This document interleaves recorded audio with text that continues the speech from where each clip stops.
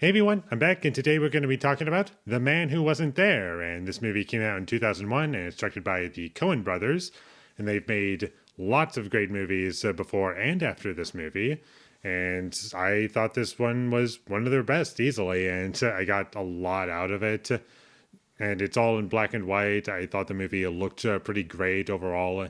And there's lots of visuals that I'll be remembering this movie for, the cinematography, and the acting was pretty great, and there wasn't any performance that I would call bad in this movie or distracting.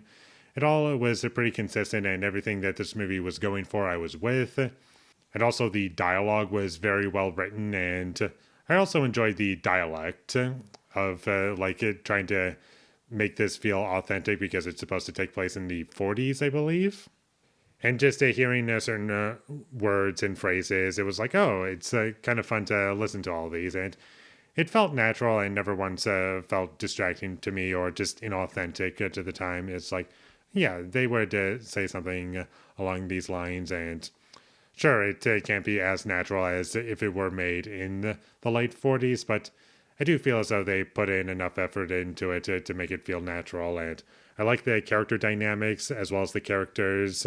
I think they're all very well realized characters that are very interesting, and there's a lot to soak in about them.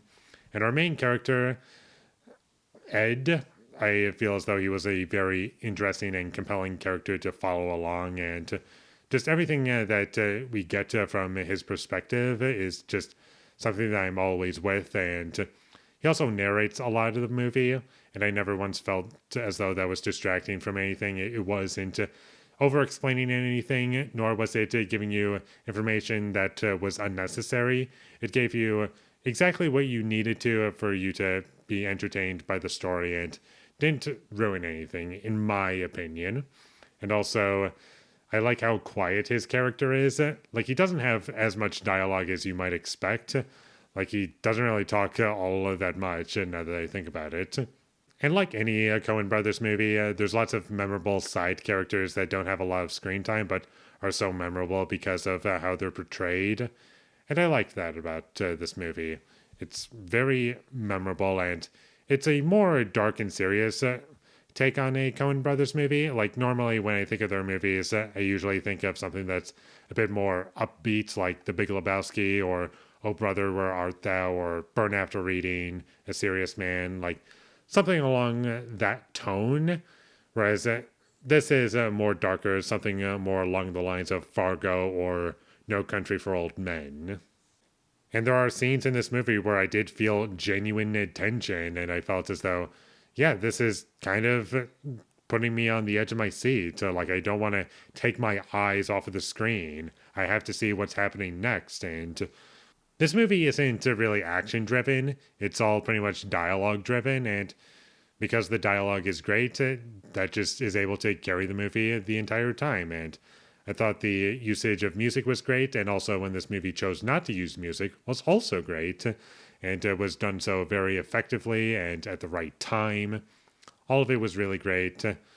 This movie also went in directions that I wasn't expecting at all, and I was genuinely surprised at times because of the directions that the story took. I was like, oh, we're doing this now. I wasn't expecting that at all. Obviously, I can't name off specifics for people who don't want to hear spoilers, but it was a great experience, both from what I'm looking for and also just from a story perspective. And I'm usually not the type of person who cares too much about the plot of a film because pretty much every plot to a movie has been done before. It's just what you do with the material that makes it interesting. And I feel as though this movie approached it at the right angle to make it compelling for me. And this movie is just under 2 hours long, and I didn't feel the runtime too much. Maybe I could do without 5 to 10 minutes, but overall, it was pretty well paced. Loved what it was going for, and it has a really great cast. Billy Bob Thornton, Frances McDormand, James Gandolfini, Scarlett Johansson is in it too, and I just love this movie from beginning to end, and it's definitely one of my favorite Coen Brothers movies, and I'll be checking it out again for sure, and I'll be getting the 4K criterion when I get the chance. And that comes out about March 14th, I believe. So if you're looking to own it on 4K, then that's when that's going to be available. So I would highly recommend checking this movie out. Really loved it, got so much out of it, and can't wait to see it again. So with all that being said, I'm going to give The Man Who Wasn't There a 10 out of 10. Thank you for watching my videos. As always, if you enjoyed this review, be sure to leave a like and comment down below what you thought of The Man Who Wasn't There, and my social media links, they will all be in the description, so follow me there. And last but not least, subscribe to be a part of Foley Nation, and I'll see you when I get my next review up, and that is going to be for The Smashing Machine. So look forward to that, but until I get that up, thank you for watching, and have a great day.